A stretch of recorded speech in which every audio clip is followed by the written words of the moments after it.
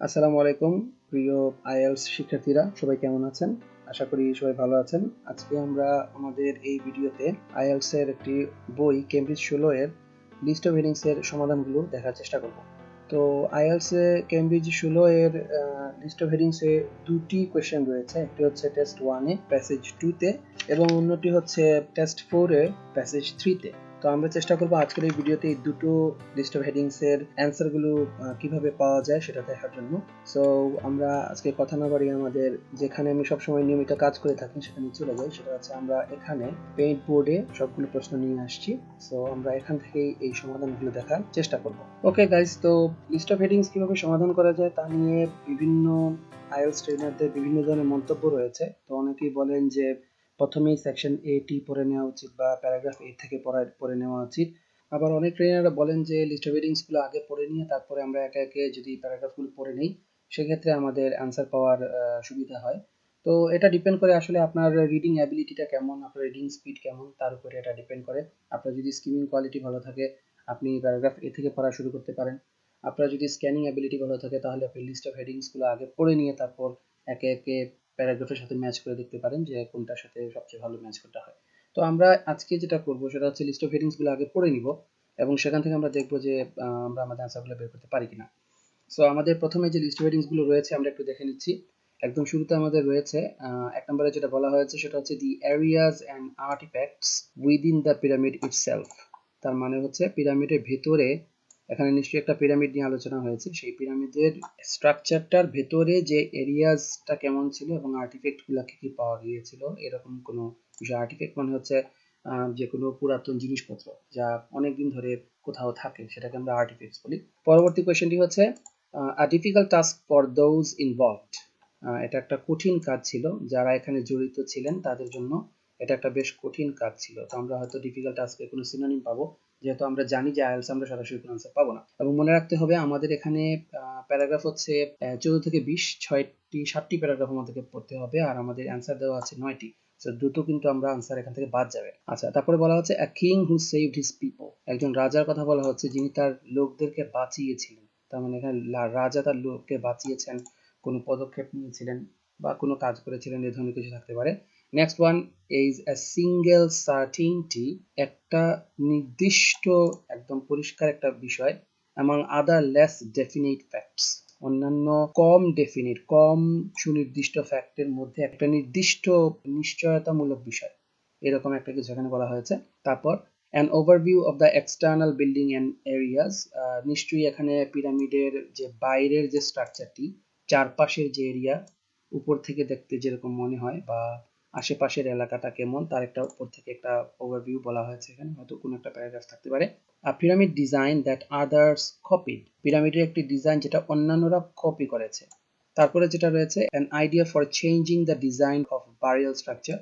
burial structure মানে পিরামিডটা তো আসলে একটা কবরস্থানের মতো যেখানে মানুষকে সমাহিত করা হয়, এটার যে ডিজাইনটা সেটা চেঞ্জ হয়েছিল সেরকম একটা আইডিয়া দেওয়া হয়েছিল। 8 নম্বরে বলা হচ্ছে an incredible experience। একটি অসাধারণ অভিজ্ঞতা despite the few remains। যদিও সেখানে খুব কম কিছু জিনিস পাওয়া গিয়েছিল। রিমেইন্স মানে হচ্ছে ধ্বংসাবশেষ, হয়তো শেষ মুহূর্তে যা পাওয়া গিয়েছে সেই পাওয়া যাওয়া জিনিসগুলো যেগুলো ছিল সেটাই একটা অসাধারণ অভিজ্ঞতা ছিল, এরকম একটা কিছু। আর ফাইনালি বলছে 9 নম্বরে দি অ্যান্সার্স, কিছু উত্তর পাওয়া গিয়েছে টু সাম আনএক্সপেক্টেড কোয়েশ্চেন্স।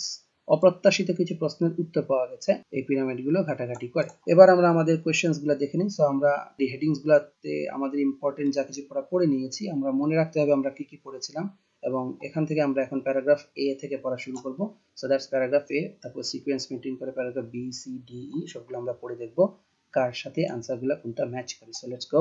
আমরা প্রথমে চলে যাই প্যারাগ্রাফ এ তে। তো আমাদের হেডিংটা হচ্ছে the step pyramid of জিজর।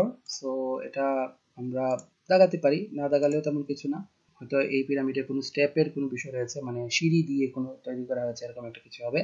Let's see first প্যারাগ্রাফে আমাদেরকে কি বলা হয়েছে। সো আমরা ফার্স্ট প্যারাগ্রাফে দেখি প্রথমে কিছু বলা হয়েছে কিনা। The pyramids are the most famous monuments of ancient Egypt and still hold enormous interest for people in the present day. বর্তমান সময়ের কথা কি আমরা কোথাও পেয়েছিলাম? না, আমরা এখানে যতগুলা একটু আগে যেই আমরা হেডিং গুলো পড়েছিলাম সেখানে আমরা বর্তমান সময়ের কথা কোথাও পাইনি, সো আমাদের আরেকটু পড়তে হতে পারে। These grand impressive tributes to the memory of Egyptian kings have become linked with the country even though other cultures such as the Chinese and Mayan also built pyramids. তো যদিও চাইনিজরা মায়ানরা এখানেও তাদের দেশেও আমরা পিরামিডের কথা জানি, অন্যান্য দেশেও পিরামিড গুলো তৈরি করা হয়েছে, এই কথাগুলো বলা হচ্ছে, কিন্তু পিরামিড বলতেই আসলে আমরা ইজিপশিয়ান কিংদের কথা সবসময় লিঙ্ক করে থাকি, কারণ এটা এতটাই ফেমাস এবং ট্রিবিউটটা ওইভাবে দেওয়া হয়েছে তাদেরকে। এরপর কি বলা আছে? তা বলা হচ্ছে the evolution of the pyramid, পিরামিডের যে বিবর্তন তো আমরা জানি যে একটা জিনিস ক্রমান্বয়ে পরিবর্তিত হতে হতে হতে হতে যে তার রূপ চেঞ্জ করে সেটাকে আমরা বিবর্তন বলি।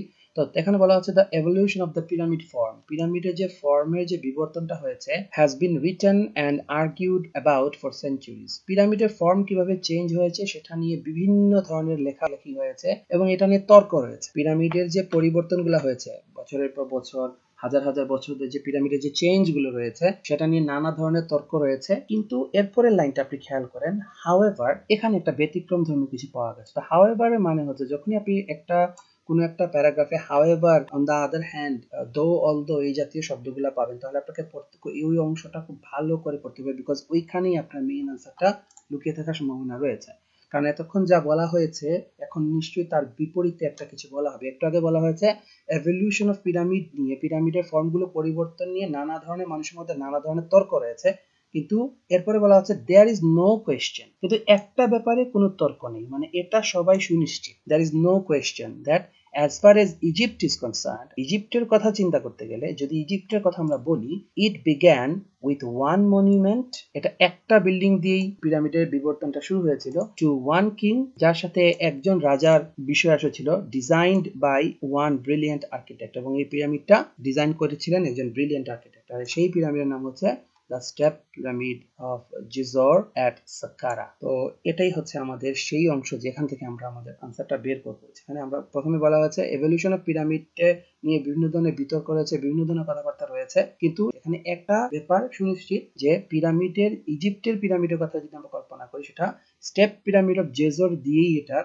মূল বিষয়টা শুরু হয়েছে, যেটা একটা মনুমেন্ট এবং এটা একটা কিং এর জন্য তৈরি করা এবং এটা একজন ব্রিলিয়েন্ট আর্কিটেক্ট তৈরি করেছেন, এই ব্যাপারে কোনো সন্দেহ নেই। তো এখন আমরা দেখবো যে আমাদের আনসারের সাথে সবচেয়ে ভালো ম্যাচ কোনটা করে। তো আমরা যে আনসারগুলো পড়েছিলাম এখানের মধ্যে যদি আমরা 4 নাম্বারটা দেখি, এখানে বলা হচ্ছে আ সিঙ্গেল সার্টেইনটি, এটা হচ্ছে দেয়ার ইজ নো কোয়েশ্চেন, যেটা সে ব্যাপারে কোনো বিতর্ক নেই, এটা সুনিশ্চিত, একটা জিনিস যেটা সুনিশ্চিত। এমাং আদার লেস ডেফিনিট ফ্যাক্টস মানে হচ্ছে ওই যে নানা ধরনের তর্ক রয়েছে, অনেক ধরনের তর্ক রয়েছে, অনেক লেখালেখি হয়েছে এই বিষয়টা, এদের মধ্যে একমাত্র যে সুনিশ্চিত বিষয়টা সেটা হচ্ছে যে পিরামিডের যে বিষয়টা আমরা জানি, বিবর্তনটা আমরা জানি, এটা এই স্টেপ পিরামিড অফ জেজর দিয়ে শুরু হয়েছিল। সো এটাই হচ্ছে আমাদের প্যারাগ্রাফ এর সবচেয়ে ভালো অ্যান্সার। সো আমরা আমাদের অ্যান্সারটা লিখবো 4। Okay guys, so that's our answer. আমরা এক নম্বরের অ্যান্সারটা 4 দিলাম, আশা করি এটাই আমাদের অ্যান্সার হবে। আমরা পরে যার কেমব্রিজ 16 এর পেছনে আমাদের যে অ্যান্সার শিট আছে সেই অ্যান্সার শিটে মিলিয়ে নেবেন, আশা করি আপনারা বুঝতে পারবেন তখন। সো একটা আমরা পেয়ে গেলাম, নেক্সট আমরা এটা যাই। তো যেহেতু এটা মোটামুটি নিশ্চিত এটা আমাদের অ্যান্সার হয়ে গেছে, আমরা একটা কাজ করতে পারি, আমরা এটাকে একটু স্ট্রাইক থ্রু করে দিব যাতে এটা আমাদের আর নজরে না আসে, বিকজ এটা আমাদের দরকার হবে না, বিকজ আমরা জানি যে এটা আমরা মোটামুটি নিশ্চিত যে আমাদের এটা আনসার হয়ে গেছে। So let's go to paragraph B now. এখন আমরা প্যারাগ্রাফ বি তে যাই, দেখি এখানে আমাদেরকে কি বলা হয়েছে।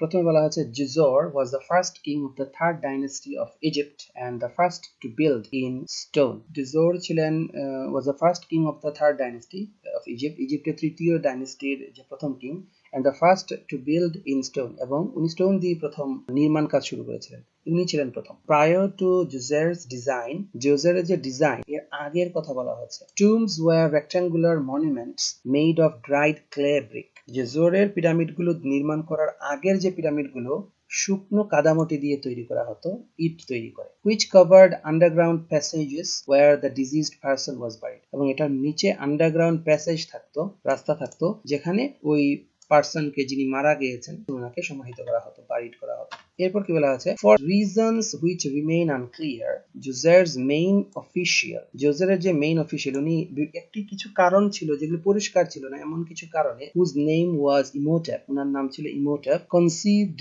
Of building a taller, more impressive tomb for his king by stacking stone slabs on top of one another, progressively making them smaller to form the shape now known as the step pyramid. তো এটা ইমোটেপ জেজোরের যে main official উনি এটা নতুন ধরনের একটি design structure নিয়ে এসেছিলেন, এর আগে কখনো কেউ এই ডিজাইন স্ট্রাকচারটি নিয়ে আসেন। ঠিক আছে, সো এখানে আমরা যে কথাগুলো পাচ্ছি সেটা হচ্ছে for reasons which remain unclear, হয়তো কোনো কারণ ছিল যেটা এখনো সুনির্দিষ্টভাবে পরিষ্কার নয়।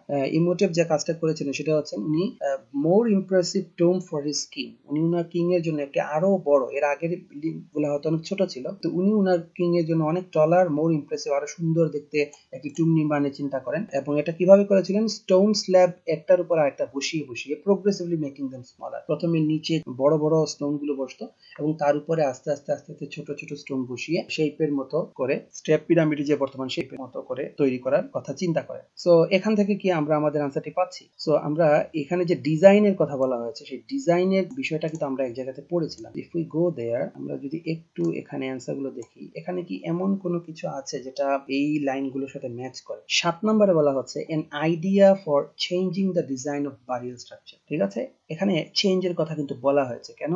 কারণ একটু খেয়াল করবেন, প্রথমে বলা হয়েছে জেজোরের সময়ের আগে, প্রায়র টু জেজোরস ডিজাইন, জেজোরের সময়ের আগে এক ধরনের স্ট্রাকচার ছিল। ঠিক আছে, এক ধরনের, এটা কি দিয়ে, ড্রাইড ক্লে ব্রিক দিয়ে, এটা নিচে আন্ডারগ্রাউন্ড প্যাসেজ ছিল এবং এখানে ওই যে বারিড করা হতো, তার মানে কি এটা একটা বারিয়াল স্ট্রাকচার, পার্সনকে বাড়ি যেহেতু করা হতো আন্ডারগ্রাউন্ডে, এটা একটা বারিয়াল স্ট্রাকচারের কথা আমরা পেলাম। কিন্তু অদৃশ্য কোনো কারণে বা এখনো পরিষ্কার নয় এমন কিছু কারণে জেজোরের যে মেইন অফিসিয়াল, উনার নাম ছিলেন ইমোটেপ, যিনি তার ডিজাইনার ছিলেন, উনি নতুন একটি ডিজাইন এখানে নিয়ে আসেন, যে একটা বড় স্টোনের উপরে ছোট ছোট স্টোন বসিয়ে প্রোগ্রেসিভলি এটাকে ছোট করে এই স্টেপ পিরামিডের যে নতুন ডিজাইনটি উনি তৈরি করেন।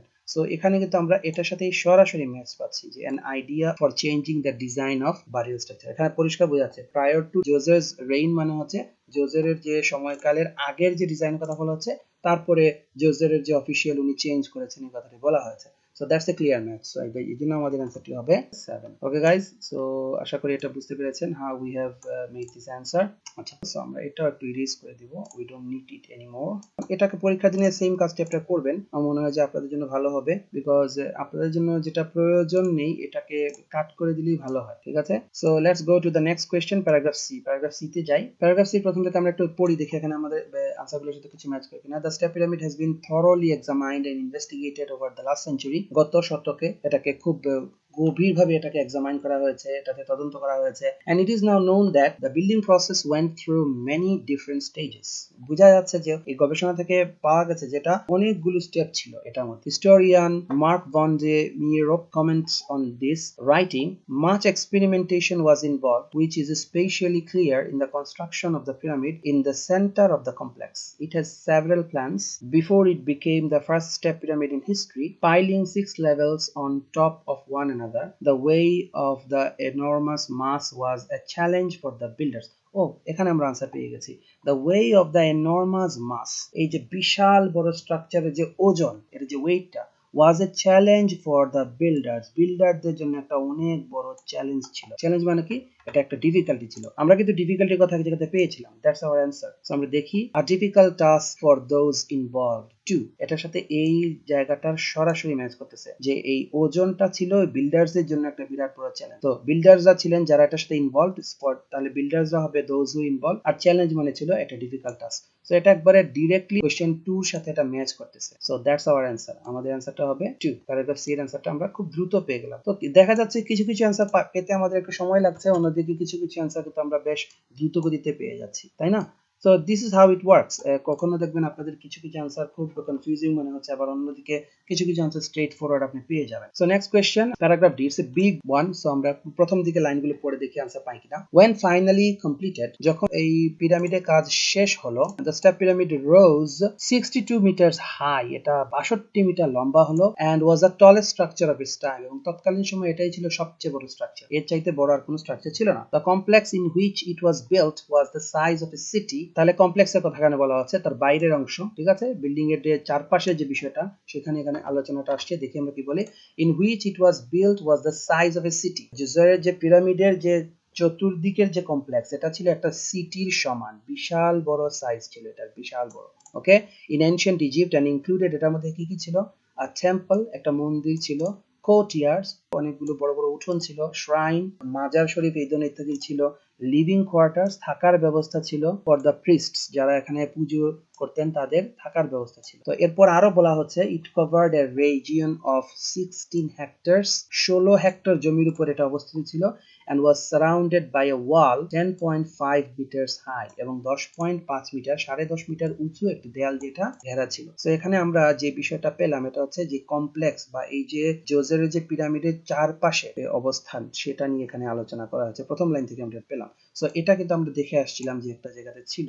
সো আমাদের আনসারটা কার সাথে ম্যাচ করে, 5 নম্বরে কি লেখা আছে দেখেন তো, an overview of the external building and areas, মানে এই যে এক্সটার্নাল বিল্ডিং মানে হচ্ছে কমপ্লেক্স, কমপ্লেক্সের কথা এখানে বলা হয়েছে। So that's our answer. So it's also a direct match, প্রথম লাইন থেকে আমরা অ্যান্সারগুলো পেয়ে গেলাম। সো আমাদের অ্যান্সারটা হবে 5, উই গট ইট। প্যারাগ্রাফ ই তে যাই, দেখি প্যারাগ্রাফ ই তে কি বলা হয়েছে। লেটস গো টু প্যারাগ্রাফ ই নাও। ও, এটা অনেক বড়, বিশাল বড়। সো আমরা হয়তো এটা পুরোটা পড়তে পারবো না, আমরা চেষ্টা করি যে এটা অন্য কোনো ভাবে এটাকে সমাধান করা যায় কিনা। প্রথম লাইনগুলো পড়ি। The burial chamber of the tomb, টম্বের যে বারিয়াল চেম্বারটা মানে ভিতরে যেখানে মানুষকে সমাহিত করা হতো সেখানকার কথা বলা হচ্ছে। Where the king's body was laid to rest, যেখানে মারা যাওয়ার পরে রাজার যে দেহটিকে যেখানে রেখে দেওয়া হতো, was dug beneath the base of the pyramid, এটা একদম পিরামিডের যে বেস তার নিচে এটাকে খুঁড়ে তৈরি করা হতো। Surrounded by a vast maze of long tunnels, এটার মধ্যে বিশাল বড় একটা টানেলের একটা মেজ ছিল, গোলক ধাঁধা ছিল।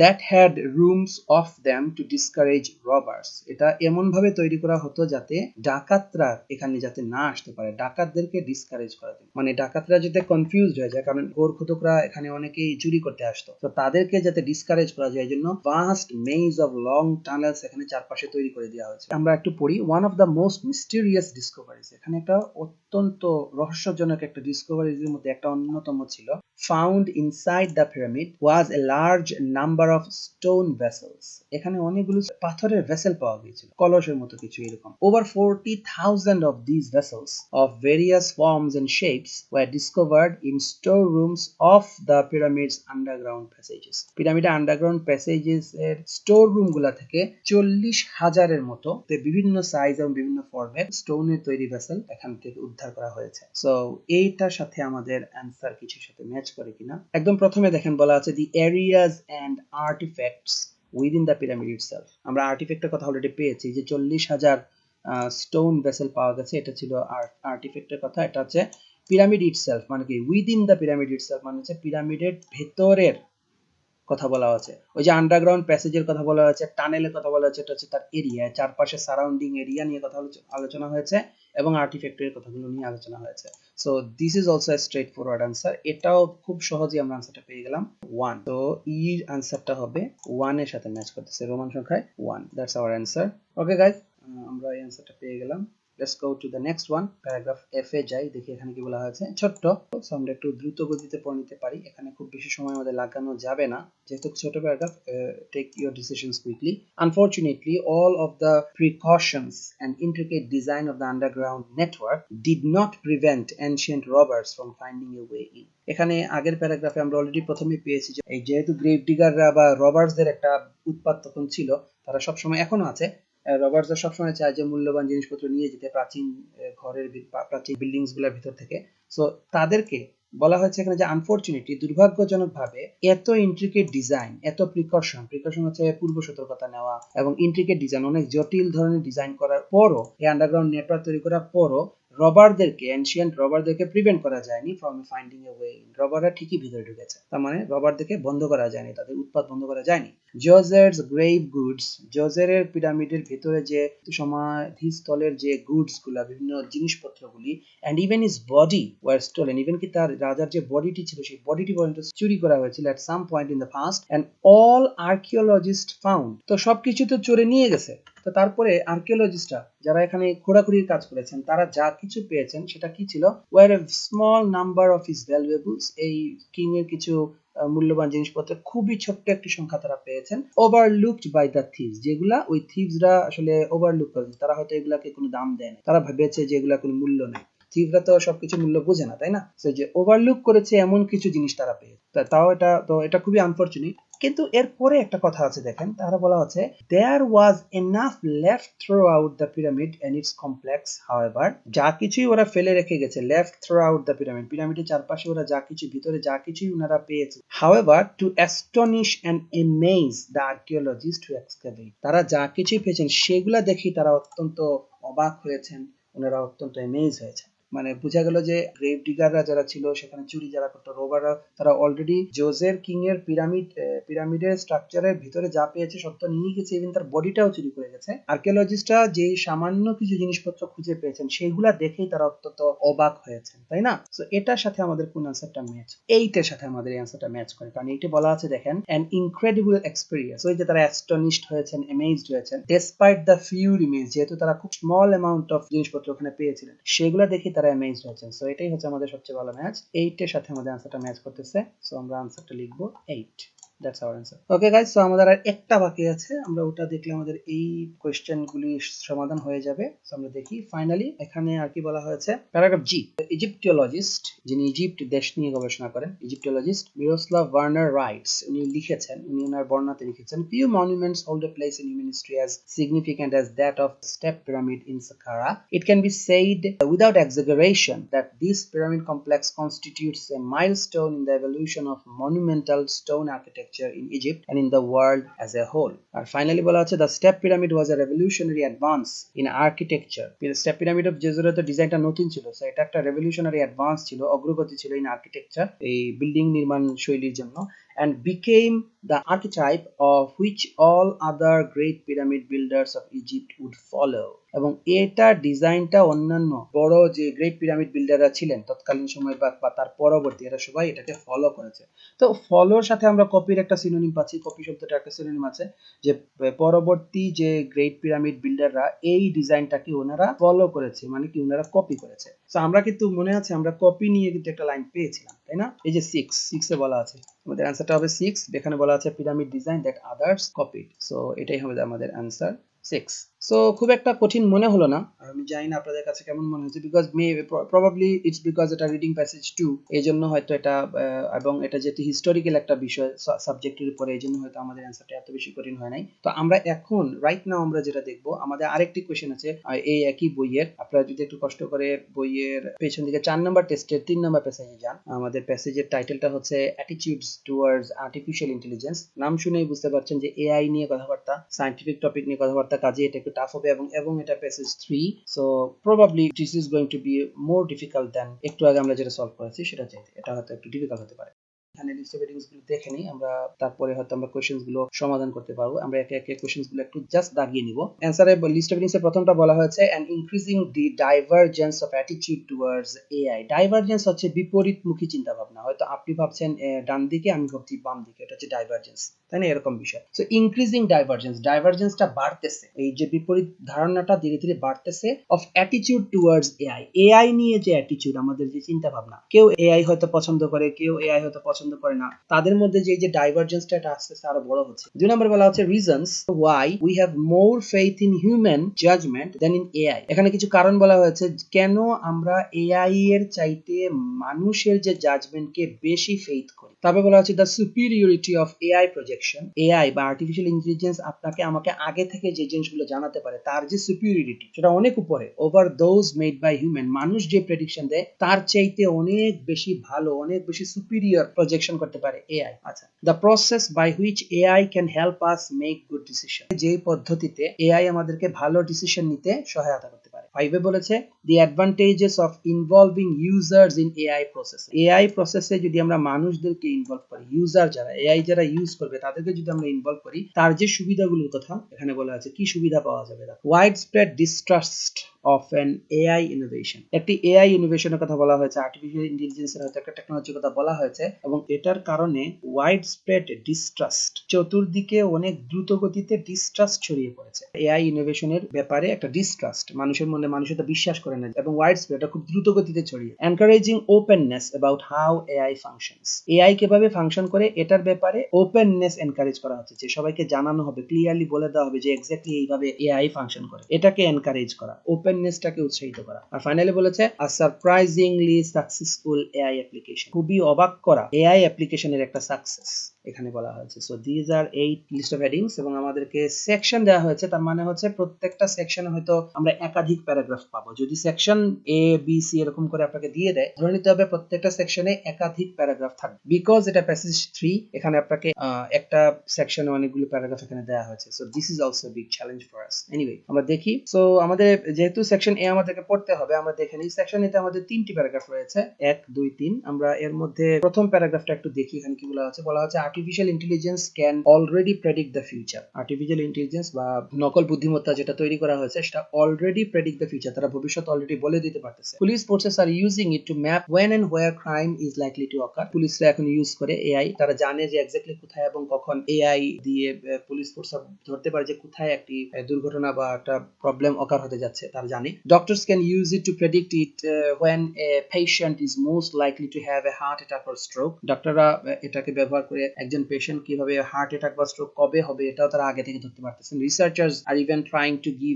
AI imagination so it can plan for unexpected consequences. রিসার্চাররা চেষ্টা করতেছেন AI কে ইমাজিনেশন দেওয়ার জন্য, কল্পনা শক্তি দেওয়ার জন্য, যাতে আর্টিফিশিয়াল ইন্টেলিজেন্স আগে থেকে আনএক্সপেক্টেড কোনো কনসিকুয়েন্স ব্যাপারে কোনো প্ল্যান করে রাখতে পারে। সো আমরা এখানে বুঝতে পারছি যে এই পেরাতে প্রেডিকশন অ্যাকিউরেসি AI এর কেমন সেটা নিয়ে এখানে আলোচনা করা হয়েছে। AI যে খুব সাকসেসফুলি প্রেডিক্ট করতে পারে, ফিউচার প্রেডিক্ট করতে পারে, এখানে এই পেরাতে বলা হয়েছে। নাও এই পেরাতে আমাদেরকে নেক্সট প্যারাগ্রাফে আমাদেরকে কি বলা হয়েছে। এখানে সেকেন্ড প্যারাতে প্রথম দুইটা লাইন যদি দেখি, আমরা এখানে বলা হয়েছে many decisions in our lives require a good forecast. আমাদের জীবনে অনেক সিদ্ধান্ত রয়েছে যেখানে আমরা আগে থেকে কি হতে পারে সেটা বুঝতে চাই, এটা আমাদের জন্য ভালো হয়। ফোরকাস্ট মানে হচ্ছে আগে থেকেই ভবিষ্যতে কি হতে পারে সেটা ধারণা করা। And AI is almost always better at forecasting than we are, এবং প্রায় সব সময়ই AI আমাদের চাইতে ভালো ফোরকাস্ট করতে পারে। তাহলে এখানে উই দিয়ে কাদের কথা বলা হলো? হিউম্যান বিইং এর কথা বলা হয়েছে। তাহলে এখানে নিশ্চয়ই হিউম্যান বিইং এর চাইতে AI এর যে পাওয়ার বেশি, প্রেডিকশন পাওয়ার বেশি, এখানে এই কথাটা বলা হয়েছে। আপনাদের কি মনে পড়ে এই কথাটা? একটু আগে আমরা পড়ে আসছিলাম কিনা দেখেন তো। 3 নম্বরে আমরা কি পড়েছিলাম?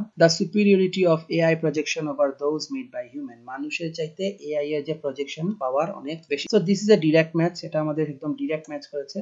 So that will be our answer. দুটো প্যারাগ্রাফ আমাদেরকে পড়তে হয়েছে, বাট আমরা আনসারটা কারেক্টলি বের করতে পেরেছি, এটা হচ্ছে 3. সো দ্যাটস ইট, একটা আনসার পেয়ে গেলাম। সো আমাদের আর 5টি আনসার বের করতে হবে। And let's go fast, let's hustle. Section B তে দুটো প্যারাগ্রাফ রয়েছে। ফার্স্ট প্যারাগ্রাফের প্রথম 2-3 লাইনে কি বলা আছে একটু দেখি। Take the case of Watson for oncology. Cancer বিজ্ঞান যেটা, সেটাকে আমরা ইংরেজিতে অনকোলজি বলা হয় এটাকে। যারা জানেন না তারা হয়তো জেনে রাখতে পারেন। সো অনকোলজির জন্য একটা AI তৈরি হয়েছে, এটা হচ্ছে নাম হচ্ছে ওয়াটসন। ওয়াটসন ফর অনকোলজি, এটা একটা AI সফটওয়্যার এর নাম। One of the technology giant IBM's super computer program. Cancer পেশেন্টদের জন্য একটি সুপার কম্পিউটার প্রোগ্রাম IBM, যে জায়ান্ট টেকনোলজি জায়ান্ট IBM তারা আবিষ্কার করেছে, এটার নাম হচ্ছে Watson for oncology. Their attempt to promote this program to cancer doctors was a PR disaster. এখানে একটা প্রবলেমের কথা আমরা পাচ্ছি। IBM একটি সুপার কম্পিউটার প্রোগ্রাম তৈরি করেছে, কিন্তু their attempt to promote this program to cancer doctor, কিন্তু ক্যান্সার ডক্টরদের কাছে যখন তারা এই প্রোগ্রামটি প্রমোট করতে গিয়েছিল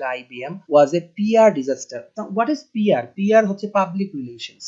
পাবলিক রিলেশন একটা ডিজাস্টার হয়েছে, তার মানে তারা ঠিকঠাক মতো হয়তো ডক্টরদের কাছে এই প্রবলেমটা নিয়ে কথা বলতে পারে না। ওকে, সো পিআর ডিজাস্টার দিয়ে বোঝানো হচ্ছে যে পাবলিক রিলেশনসে, মানে IBM যখন তাদের এই প্রোগ্রামটা যখন ডক্টরদের কাছে প্রমোট করতে গিয়েছে, তখন তাদেরকে একটা ডিজাস্টারের সম্মুখীন হতে হয়েছে। এরপর কি বলা হচ্ছে? দি AI প্রমিসড, এই সফটওয়্যারটা প্রমিস করেছিল to deliver top quality recommendations on treatment of 12 cancers that accounted for 80% of the world's cases. But when the doctor first interacted with Watson, they found themselves in a rather difficult situation. On the one hand, if Watson provided guidance about a treatment that coincided with their own opinions, physicians did not see much point in Watson's recommendation. The supercomputer was simply telling them what they already knew, and these recommendations did not change the actual treatment. তার মানে হচ্ছে এই super কম্পিউটারের প্রোগ্রামে একটা বড় flaw পাওয়া গিয়েছিল, যেটা ডক্টররা বের করেছিলেন। তার মানে হিউম্যানদের উপরে কিন্তু এই সুপার কম্পিউটার বা এই প্রোগ্রামটি ভালো কোনো সলিউশন দিতে পারেনি। সো আমরা এখানে বুঝতে পারলাম যে এই এআইটা ডিজাইনে একটা গন্ডগোল ছিল। সো এটার সাথে আমাদের কি কোনো আনসার ম্যাচ করে কিনা, ঠিক আছে। সো আমরা জানি ওয়াটসন অফ অনকোলজি হচ্ছে যে এআই ইনোভেশন, যেটা জায়ান্ট কোম্পানি আইবিএম তৈরি করেছে। আর এই যে পিআর বা পাবলিক রিলেশন ডিজাস্টার, যেটা তার মানে হচ্ছে এটা তো একটা মিসট্রাস্ট তৈরি হয়ে গেল, যে ডক্টররা আশা করেছিল যে হয়তো এটা সমাধান দিবে, বাট তা তো দিতে পারলো না। ডক্টররা বুঝতে পারলেন যে তাদের ওপিনিয়ন যদি coincide করে, on the one hand, if Watson provided guidance about the treatment that coincided with their opinion, physicians did not see much point in Watson's recommendation. ফিজিশিয়ানরা অলরেডি যে রিকমেন্ডেশন গুলা নিয়ে বসে আছেন, সেটাই যদি ওয়াটসন তাদেরকে আবার প্রোভাইড করে, তাহলে তো আর এই ওয়াটসন প্রোগ্রামটি দরকার নাই। সো তখন কি হয়ে গেল, একটা মিসট্রাস্টের বিষয়টা চলে আসলো। আমরা দেখি এখানে মিসট্রাস্টের পর আর কিছু বলা হয়েছে, সেকেন্ড প্যারাগ্রাফটা একটু দেখতে পারি আমরা। On the other hand, if Watson generated a recommendation that contradicted the expert's opinion, coincide মানে মিলে যাওয়া, আর contradict মানে এক্সপার্টের অপিনিয়নের বিপক্ষে যদি যায়, তাহলে doctors would typically conclude that Watson wasn't competent। কারণ ডক্টররা যেহেতু তাদের একটা সিদ্ধান্ত দিয়েছেন এবং ওয়াটসনের মন্তব্য যেহেতু তাদের বিপক্ষে যাচ্ছে, ডক্টররা তখন অবশ্যই তাদের মতো করেই চিন্তা করবে যে ওয়াটসন হয়তো কম্পিটেন্ট না, and the machine wouldn't be able to explain why its treatment was plausible because its machine learning algorithm were simply too complex to be fully understood by human. Consequently, this has caused even more suspicion and disbelief. এতে করে কি হলো, suspicion এবং disbelief আরো বেড়ে গেল। তার মানে এখানে এসে পাচ্ছি যে তার বিপক্ষে যে ডিসবিলিফ মানে কি মিসট্রাস্টটা আরো বেড়ে গেছে, leading many doctors to ignore the seemingly outlandish AI recommendation and stick to their own expertise. তারা কি করলেন, এই ধরনের AI রিকমেন্ডেশনকে আর ওনারা খুব একটা পাত্তা দেননি এবং তারা তাদের রিকমেন্ডেশনের উপরেই ভরসা করেছেন। সো আমরা এখানে বুঝতে পারলাম যে এই এআই সফটওয়্যারের কারণে মিসট্রাস্ট বা ডিসবিলিফটা বেড়ে গেছে। তাহলে এটা আমরা বুঝতে পারছি যে 6 এর সাথে একটা সরাসরি ম্যাচ করে। 6 এ বলা আছে widespread distrust of an AI innovation. So this is actually a direct match as well. So একটু পড়তে হচ্ছে আমাদেরকে, অনেক বেশি পড়তে হচ্ছে, বাট আমরা আনসারটা পেয়েছি। So that's 6. সো সামটাইমস আপনি হয়তো শর্টকাট চাইবেন, আপনারা অনেকেই হতে চাচ্ছেন যে শর্টকাটে আমি যদি অ্যান্সার পেয়ে যাই, বাট রিমেম্বার গাইজ, এটা হচ্ছে প্যাসেজ 3। প্যাসেজ 3 তে আসলে আপনার মিনিং বোঝাটা অনেক বড় জরুরি একটা বিষয় হয়ে দাঁড়ায়। সো আপনাকে কিন্তু খুব দ্রুত পড়ার টেকনিকগুলো রপ্ত করে ফেলতে হবে যাতে আপনি দ্রুত পড়তে পারেন, বিকজ এখানে আপনাকে অনেক জায়গা কভার করতে হবে। সেকশন সি তে আমরা যাই। সেকশন সি তেও দুটো প্যারাগ্রাফ রয়েছে। আমরা দেখি ফার্স্ট প্যারাগ্রাফ থেকে যদি আমরা আনসারটা বের করতে পারি, that will be very good for us. So section C তে এখানে একটি প্যারাগ্রাফ রয়েছে এন্ড এই পাশে আমি রেখেছি বাকি প্যারাগ্রাফের অংশটি। সো এখানে আরেকটি প্যারাগ্রাফ রয়েছে, এই যে এখানে। সো আমরা আগে দেখি এই প্যারাগ্রাফটাতে, প্রথম প্যারাগ্রাফটাতে আমরা কিছু পাই কিনা। সো সি প্যারাগ্রাফে প্রথমে বলা আছে, this is just one example of people's lack of confidence in AI and their reluctance to accept what AI has to offer. কাজেই আমরা একটু আগে দেখলাম যে ওয়াটসনের যে প্রোগ্রামের ফ্ল এর কারণে মানুষের যে কনফিডেন্সটা কমে গেছে এবং তারা আর আগের মতো অ্যাকসেপ্ট করতে পারতেছে না যে এআই এর যে তাদেরকে যে সুবিধাগুলো দেবে সেটাকে তারা অ্যাকসেপ্ট করতে পারতেছে না। Trust in other people is often based on our understanding of how others think and having experience of their reliability. This helps create a psychological feeling of safety. AI, on the other hand, is still fairly new and unfamiliar to most people. Even if it can be technically explained, and that's not always the case, AI decision-making process is usually too difficult for most people to comprehend. And interacting with someone we don't understand can cause anxiety and give us a sense that we are losing control. এখানে আপনারা যদি এই লাইনটা একটু ভালো করে পড়েন, 2 থেকে 5 এই লাইনটা যদি পড়েন, trust in other people is often based on our understanding of how others think and having experience of their reliability. ঠিক আছে, এরপর কি বলা হচ্ছে, this helps to create a psychological feeling of safety. AI, on the other hand, is still fairly new and unfamiliar to most people. এখান থেকে আমরা কি বুঝতে পারছি যে মানুষ যে একজন আরেকজনকে বিশ্বাস করে, এটা বেসড অন আমাদের আন্ডারস্ট্যান্ডিং আছে একে অপরের সাথে, বা আমরা একে অপরকে বিশ্বাস করতে পছন্দ করি, আমাদের রিলায়েবিলিটি আছে, আস্থা আছে, এই জন্য আমরা একে অপরের সাথে কথা বললে একটা psychological feeling of safety create হয়। কিন্তু এআই এর এই জিনিসটা যেহেতু এটা একবারে নতুন, এটা মানুষের কাছে তারা পরিচিত নয়। সো এই বিষয়টার সাথে আমাদের কোনো কিছুর কোনো ম্যাচ আমরা পাচ্ছি কিনা। আমরা যদি একটু 2 নাম্বার অ্যানসারটা দেখি, এখানে কি বলা হয়েছে, reasons why we have more faith in human judgement than AI. এই কথাটা কিন্তু এখানে বলা হলো।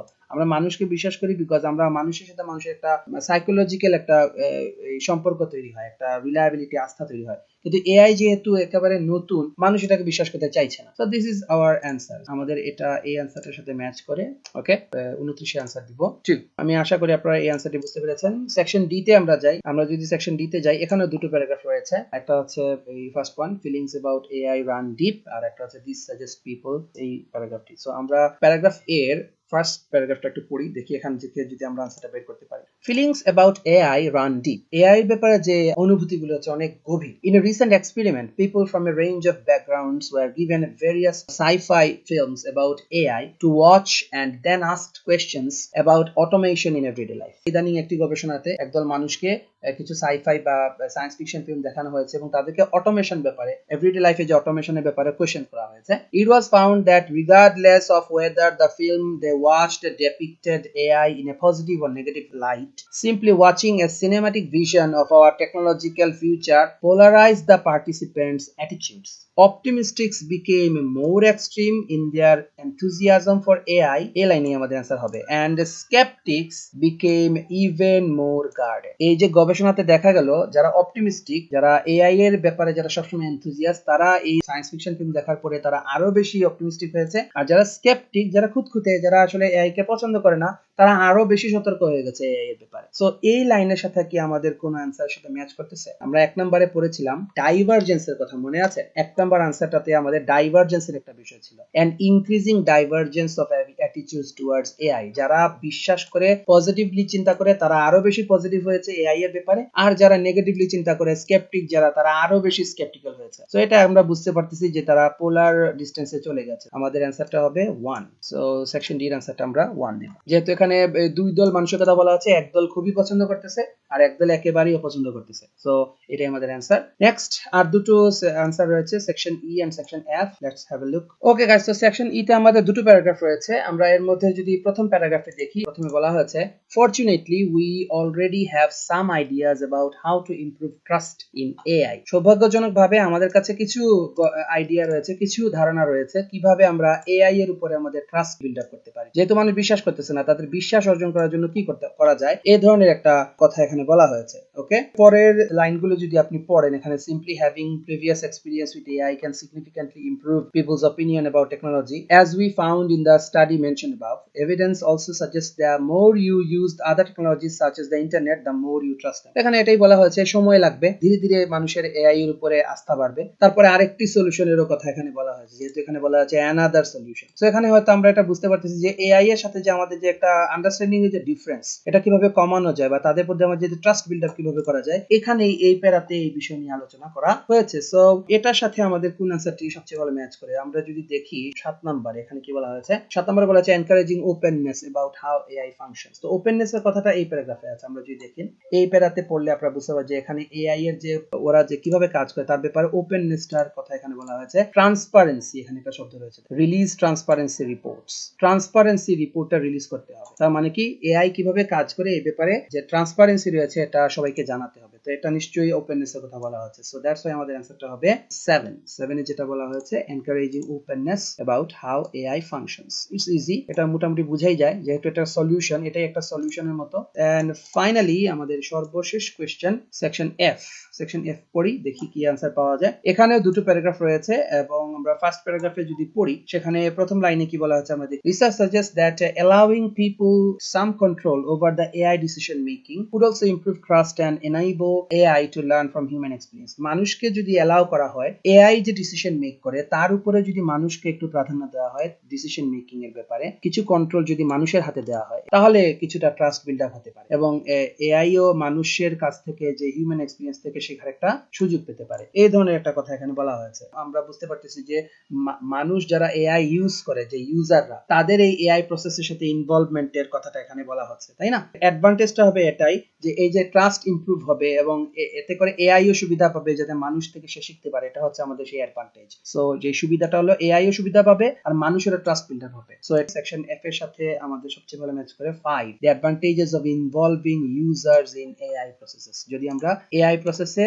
হিউম্যানদেরকে ইনভলভ করতে পারি, এটা তাকে দুদলেরই উপকার হবে, মানুষও সুবিধা পাবে, এআইও সুবিধা পাবে। So this is our answer 5। তো গাইস, এইভাবে আপনাদেরকে অ্যানসারগুলো বের করতে হবে। So there are different ways how you approach this question। এই কোশ্চেনটা নিয়ে অনেক স্টুডেন্টদের, অনেক ক্যান্ডিডেটদের অনেক প্রশ্ন, কিভাবে এটার আনসার আরো সহজে বের করা যায়। So there are numerous ways how you can approach this question type। আমার মনে হয় সবচেয়ে বেস্ট অ্যাপ্রোচটা হচ্ছে আপনি 3-4 রকমের যে সলিউশন রয়েছে, আপনি অনলাইনে স্টাডি করে বা আপনি বিভিন্ন বই থেকে স্টাডি করে আপনি যে স্ট্র্যাটেজিগুলো পাবেন, সবগুলো স্ট্র্যাটেজি আপনি অ্যাপ্লাই করে দেখুন, বাট প্র্যাকটিস করুন। যত বেশি প্র্যাকটিস করবেন, আমার মনে হয় তত বেশি এই কোশ্চেন নিয়ে যে আমাদের যে গন্ডগোলগুলো রয়েছে, এই প্রবলেমগুলো রয়েছে, এটা সমাধান হয়ে যাবে। সো আই হোপ আজকের ক্লাস থেকে আপনারা কিছু না কিছু শিখতে পেরেছেন। আপনাদের সাথে অন্য কোনো ক্লাসে ইনশাআল্লাহ আমরা অন্য কোনো টপিক নিয়ে আলোচনা করব। লিস্ট অফ হেডিংস নিয়ে যদি আপনাদের আরো কোনো ব্লগের ইচ্ছা থাকে আমার কাছ থেকে, আপনারা আমাকে কমেন্টে জানাতে পারেন, আমাকে মেইল করতে পারেন। সো আমরা তাহলে আপনাদের জন্য আরো নতুন কোনো টপিক নিয়ে আপনাদের সামনে হাজির হব, আপনাদের প্রবলেমগুলো নিয়ে নতুন কোনো সমাধান দেওয়ার চেষ্টা করব। সো আজকের লেসন থেকে যদি আপনি উপকার পেয়ে থাকেন, please let me know, and অবশ্যই আমার চ্যানেলটি আপনারা লাইক, শেয়ার এন্ড সাবস্ক্রাইব করবেন। I hope the very best of your IELTS preparation, and see you in the next video. Thank you very much. Allah Hafiz. Assalamu alaikum.